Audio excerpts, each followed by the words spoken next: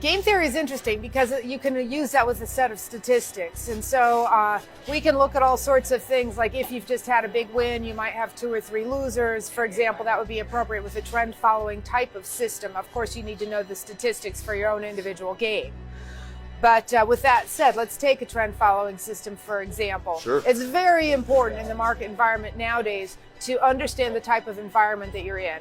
Not that it differs from what it was 100 years ago. It was Wyckoff who gave us a structure that would say there's periods of a price markup, then you go into your distribution or your consolidation type of phase. So after the market's just had a big move, a large standard deviation move, for example, like we might have just seen in the metals or perhaps the grains, it's only natural for them to enter a prolonged choppy period. A market profile terminology might call this bracketing as we start to form a trading range.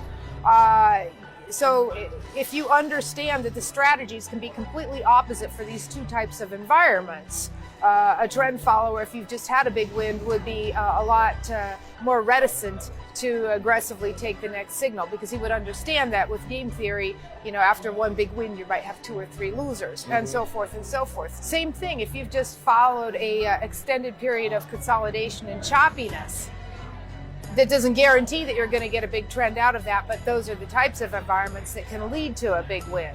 So if you understand this inherently from a statistical standpoint, it might help a trader stand on a more even emotional keel. For example, if they see that they've just had 2 or 3 losers with their system, they should start to feel excited that the next one might be a big win. You see? So we can use it to help temper our own psychology and keep an even temper with this stuff.